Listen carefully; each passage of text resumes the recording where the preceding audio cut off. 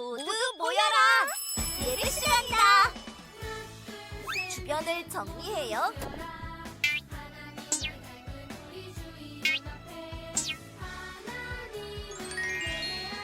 성경책을 준비해요. 헌금을 준비해요. 핸드폰을 꺼요. 바른 태도로 예배해요.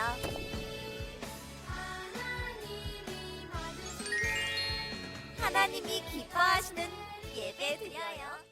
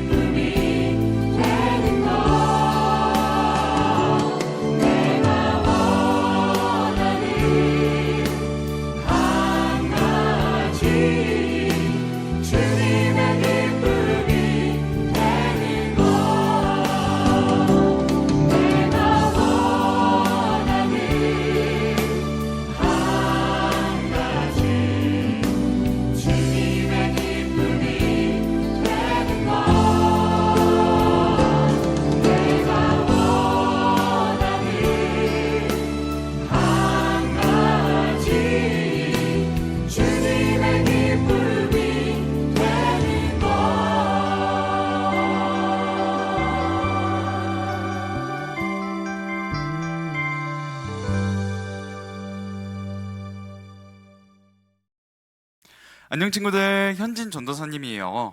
여러분, 오늘도 있는 그 자리에서 하나님께 참된 마음으로 예배드리는 친구들 되기를 소망합니다. 네, 우리 오늘 함께 읽을 말씀은 요한복음 1장 9절에서 14절 말씀입니다. 전도사님과 함께 읽겠습니다. 참빛 곧 세상에 와서 각 사람에게 비추는 빛이 있었나니 그가 세상에 계셨으며 세상은 그로 말미암아 지은 바 되었을 때 세상이 그를 알지 못하였고 자기 땅에 오매 자기 백성이 영접하지 아니하였으나 영접하는 자 곧 그 이름을 믿는 자들에게는 하나님의 자녀가 되는 권세를 주셨으니 이는 혈통으로나 육정으로나 사람의 뜻으로 나지 아니하고 오직 하나님께로부터 난 자들이니라. 말씀이 육신이 되어 우리 가운데 거하심에 우리가 그의 영광을 보니 아버지의 독생자의 영광이요 은혜와 진리가 충만하더라. 아멘. 네, 우리 오늘 말씀은 구원의 통로 예수 그리스도라는 말씀의 주제로 나누도록 하겠습니다. 여러분, 혹시 옷을 살 때 여러분들은 어떤 거를 먼저 보나요? 네, 디자인을 보는 친구들도 있을 거고 브랜드를 보는 친구들도 있을 거예요. 네. 그런데 여러분, 옷을 살 때 우리가 또 하나 주목해 보아야 될 것은 그 옷 안에 붙어 있는, 우리 PPT 화면에 띄어져 있죠? 저게 뭘까요? 네, 세탁물 표시 라벨이에요. 여러분, 우리가 아무리 비싼 옷을 사고 아무리 예쁜 옷을 사더라도 그 옷을 잘 관리해 줘야 돼요. 이 옷이 어떤 성질이 있고 또 어떻게 관리를 해야 되는지 알려면 이 세탁물 표시를 봐야 돼요. 여러분들이 아끼는 옷일수록 잘 그 옷에 꼭 맞는 관리법으로 관리를 해줘야지 그 옷을 우리가 오래오래 입을 수 있잖아요. 상하지 않고 오래오래 입을 수 있어요. 그런 것처럼 여러분, 우리 지난 시간에 무엇을 배웠냐면 말씀을 통해서 나에게도 깨끗함을 받아야 되는 죄의 문제가 있다고 그랬어요. 근데 그것을 우리는 하나님의 방법으로 깨끗하게 될 수 있다고 우린 배웠어요. 그것이 어떤 방법이었나요? 네, 맞아요. 우리를 위해서 이 땅 가운데 오셔서 우리의 죄를 담당하신 누구요? 네, 예수 그리스도. 예수님께서 이 땅에 오셔서 우리의 죄를 위해서 십자가에 죽어주심으로 우리는 그 죄를 깨끗하게 씻을 수 있었어요. 그런데 여러분, 오늘 성경에는 왜 예수님만이 우리의 죄를 해결하실 수 있는지, 왜 예수님으로만 가능한지, 왜 다른 방법은 없는지, 이 말씀 안에서 왜 우리는 예수님으로만 죄를 깨끗하게 하실 수 있는지 한번 알아보도록 하겠습니다. 여러분들에게 질문을 또 하나 하고 싶어요. 예수님이 하나님의 아들이심을 믿나요? 네, 맞아요. 근데 여러분, 우리는 다 예수님이 하나님의 아들이심을 믿는 사람들이에요. 그렇죠? 그리고 우리 소년부 친구들은 배웠겠지만 삼위일체 하나님에 대해서도 배워요. 삼위일체 하나님이란 성부, 성자, 성령, 이 삼위의 하나님을 우리가 믿는 거예요. 그런데 여러분, 이 요한복음이 기록되던 당시에 이것을 거짓으로 바꾸어서, 교묘하게 바꾸어서 거짓말로 사람들을 속이는 그런 무리들이 있었어요. 그런 사람들을 보고 영지주의라고 해요. 영지주의. 이 사람들의 특징은 무엇이냐면 성자이신 예수님이 육신의 모습을 입고 이 땅에 오셨음을 부정하는 사람들이었어요. 아니, 어떻게 하나님의 아들이 이렇게 더러운 몸을 입고 올 수가 있지? 사실 예수님은 육신으로 오신 게 아니야. 이렇게 거짓말하는 사람들이 있었단 말이에요. 그런데 여러분, 우리 요한복음 1장 1절에는 이렇게 말씀이 기록되어 있어요. 한번 읽어볼까요? 태초에 말씀이 계시니라. 이 말씀이 하나님과 함께 계셨으니 이 말씀은 곧 하나님이시니라. 여기 예수님을 표현하고 있는 단어가 하나 있어요. 바로 말씀이라는 단어예요. 태초부터 계시고 하나님이신 말씀, 곧 예수 그리스도가 육신이 되어서 이 땅에 오셨음을 선포하고 있어요. 여러분, 성경은 우리가 믿는 그 믿음에 대해서 우리를 설득하는 책이 아니에요. 하나님의 그 비밀과 하나님에 관한 지식을 우리에게 선포하고 드러내는 책이에요. 그래서 여러분, 우리는 이 성경에 기록된 그 말씀대로 믿어야 되는 거죠. 그러니까 여러분, 오늘 말씀을 보면은 이 말씀이라는 것이 예수님을 표현하고 있는 단어라고 얘기를 하고 있어요. 그리고 또 그 예수님께서 이 땅에 육신으로 오셨음을 선포하고 있는 거예요. 그것을 우리는 조금 어려운 말로 성육신이라고 해요. 여러분, 근데 이 우리의 죄를 용서하러 오신 이 예수님이 또 어떻게 소개되고 있냐면, 오늘 말씀에서 보이시다시피 참 빛이라고 얘기를 하고 있어요. 참 빛. 여러분, 하나님께서 이 땅을 창조하실 때, 에덴 동산을 창조하셨을 때 하나님께서 보시기에 되게 좋았어요. 그런데 어둠과 또 무엇이 왔냐면 밤이 이 에덴 동산을 다 뒤덮였어요. 왜 그랬을까요? 그리고 하나님께서 참으로 보시기 아름답고 보시기 좋다는 그 땅이 이제는 가시가 나고 엉겅퀴가 나고 하는 그런 아주 흉측한 땅으로 된 거예요. 왜 그렇게 됐을까요? 네, 맞아요. 바로 아담과 하와가 하나님의 말씀에 불순종했기 때문이에요. 그래서 하나님께서 보시기에 아주 아름다웠던 그 에덴 동산에 밤과 어둠이 찾아온 거예요. 그래서 여러분, 이 땅에는 그 아담과 하와 죄 이후로 다시 빛이 비추어졌을까요? 안 비추어졌을까요? 네. 참된 빛이 오기 전까지는 그 빛은 없었어요. 물론 하나님께서 이스라엘 백성들을 이끌어 가시면서 중간중간에 말씀도 하시고 이끌기도 하시고 또 이따가 살펴볼 것이지만 이스라엘 백성들과 함께 계시는 순간들도 있었어요. 그런데 그것은 모두가 다 참 빛이 아니었어요. 이 땅은 여전히 어둠이었어요. 그런데 여러분, 오늘 요한복음 1장 9절에는 이렇게 기록되어 있어요. 참 빛, 곧 세상에 와서 각 사람에게 비추는 빛이 있었나니. 죄로 인해서 모든 것이 어두워지고 밤만 있는 이 어둑어둑한 땅에 누가 오셨다고요? 참 빛이 오셨어요. 그분이 바로 누구예요? 예수 그리스도이시죠. 여기서 참 빛은 여러분, 하늘의 태양이나 별을 얘기하는 것이 아니에요. 그런 빛을 얘기하는 것이 아니에요. 바로 빛의 근원을 얘기하는 거예요. 이 세상에서 우리가 보는 그 빛 말고 참된 빛, 이 세상의 죄로 덮여있는 그 어둠을 드러내시고 밝히실 수 있는 유일한 빛, 참 빛이 바로 예수님이시라는 거예요.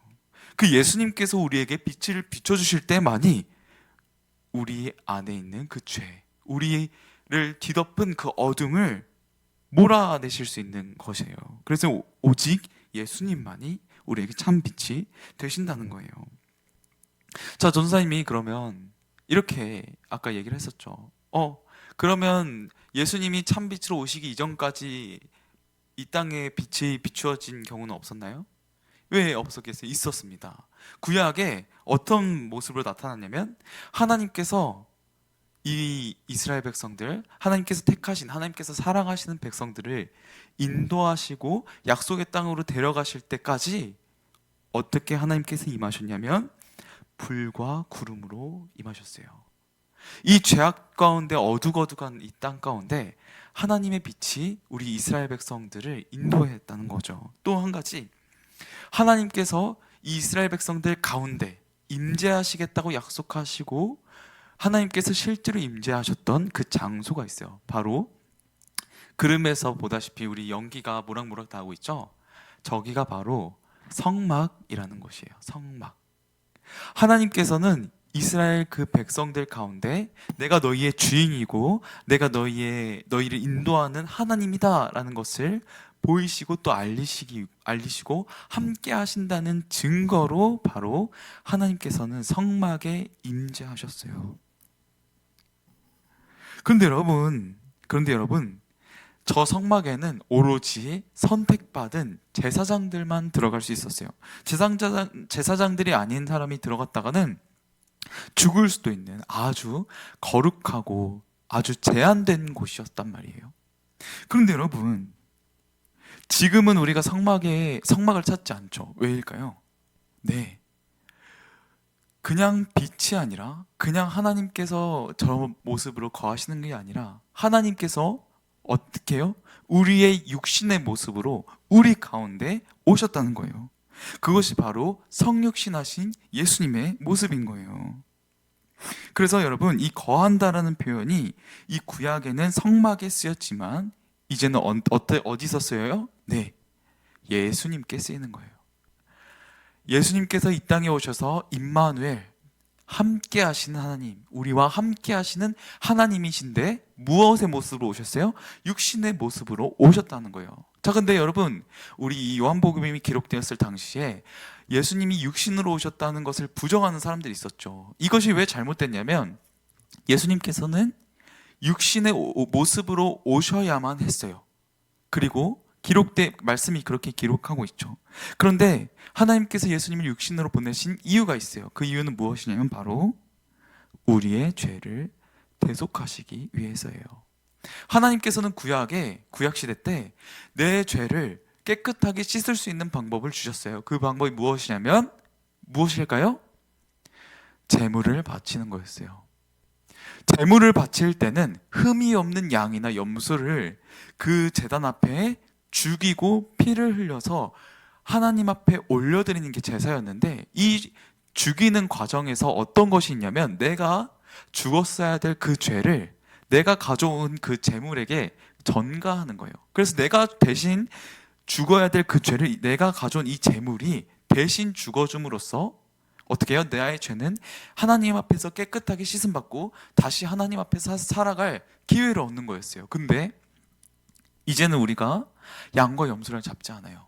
우린 더 이상 피 흘리는 제사를 하나님께 드리지 않아요. 왜일까요?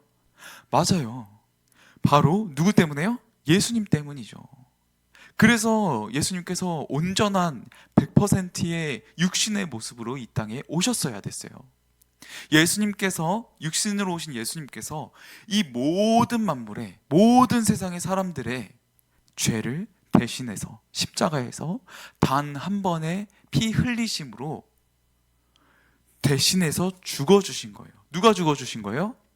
하나님의 아들 예수님이요. 근데 오늘 말씀해 보면 이 예수님은 태초부터 하나님과 함께 계셨어요. 하나님과 함께 계셨고 또 하나님이셨어요. 그러니까 하나님께서 결국 우리의 육신의 모습으로 이 땅에 오셔서 우리의 죄를 대신해서 죽어주신 거예요. 그분이 곧 누구시라고요? 예수님이세요.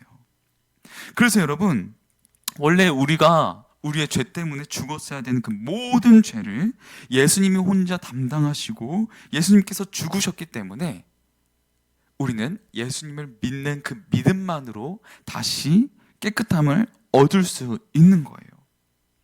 여러분, 14절 한번 말씀을 볼까요? 14절 말씀.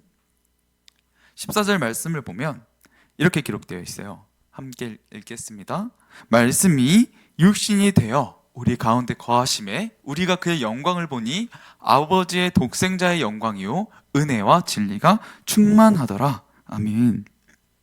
여러분, 우리는 이 육신으로 오신 예수 그리스도, 그 예수님께서 우리의 대신 제물이 되어주시고 피를 흘려주심으로써 대신 담당하셨다는 거죠. 그래서 여러분, 우리는 더 이상 피를 흘리지 않고 예수님을 믿는 믿음 하나만으로 하나님께 다시 깨끗함을 얻고 나아갈 수 있는 거예요. 이것이 바로 진리예요. 그렇지만 여러분, 또 누군가는 아니야, 예수님은 사람들이 만들어낸 신이야. 예수님은 우리 가운데 100% 육신으로 오신 분이 아니야. 이렇게 거짓말하는 사람들이 있을 거예요. 그런데 우리는 그런 거짓들에 대해서 반드시 분별해야 돼요. 우리가 믿는 진리는 우리를 위해서 예수님께서 완전한 육신의 모습으로 오셔서 우리가 죽어야 되는 그 죄 때문에 십자가에서 죽어주시고 우리의 모든 죄를 대속하여 주시고 깨끗하게 씻어 주셨다는 그 사실 하나를 믿음으로 우리는 나가야 되는 거예요. 우리가 그것을 믿을 때 죄 사함, 우리를 깨끗하게 하시는 그 하나님의 은혜가 충만하게 우리에게 임하는 거예요. 그래서 여러분, 우리는 예수님으로 인해 나의 죄가 용서받았음을 알고 그것을 믿음으로 고백하는 삶을 살아나가야 돼요. 자, 그렇다면 여러분, 만약에 예수님이 이 땅에 오시지 않았다면 우리는 어떻게 되었을까요? 여전히 이 땅엔 참된 빛이 안 오셨기 때문에, 예수님이 참된 빛이라고 하셨잖아요. 참된 빛이 안 오셨기 때문에 예수님이 오시지 않았다면 이 땅은 여전히 어둠 가운데 있었겠죠. 죄 가운데 있었겠죠. 그리고 하나님께 죄를 씻음받기 위해서는 지금도 양과 염소의 피를 흘렸어야 됐을 수도 있어요. 그런데 이제는 더 이상 그렇게 살아가지 않아요. 우리 안에 있는 그 죄의 모든 문제를 예수님께서 다 담당하셨고, 우리가 죄의 종로를 타던, 죄의 진노의 자녀로 살던 그 모든 저주의 모습에서 우리를 구원해 주셨다는 게 바로 예수님께서 십자가에서 하신 놀라운 일이라는 거예요. 그러면 그 죄를 깨끗하게 씻는 방법은 우리가 무엇이 있을까요? 네, 전사님이 이번 설교에서 정말 많이 말했지만 예수님께 나아가는 거예요. 내가 어떤 죄가 있든지, 내가 어떤 죄로 무너졌든지 나를 위해서 십자가에서 흘리신 그 예수님의 피를 생각하고 그것을 의지하고 다시 나아가는 거예요. 우리가 십자가에서 죽으셨음을 믿음으로 고백하고 다시 한번 하나님께 깨끗함을 받고 나아갈 때 하나님께서는 하나님의 자녀로 살아갈 수 있는 힘과 능력을 다시 주실 거예요. 하나님의 자녀가 되는 권세는 우리 힘으로 그것을 거부할 수 있을까요? 아니요, 거부할 수 없어요. 하나님께서 그 권세를 예수님의 이름을 믿는 모든 자들에게 주셨고 그 권세가 우리를 이끌어가는 거예요. 그러니까 하나님의 자녀가 되는 권세를 예수님의 믿는 그 믿음으로 주셨어요. 그러니까 우리는 예수님을 믿는 믿음으로 우리 죄를 깨끗하게 씻음받고 그 어떠한 죄 가운데, 그 저주 가운데, 그 죽음의 사망의 그늘 가운데 있지 않고 우리 모든 친구들이 하나님의 자녀로 힘을 얻어 살아가는 우리 모든 친구들이 되면 좋겠습니다. 우리 한번 외쳐보면 좋겠습니다. 나를 죄에서 구원하여 주신 예수님 감사합니다. 나를 죄에서 구원하여 주신 예수님 감사합니다.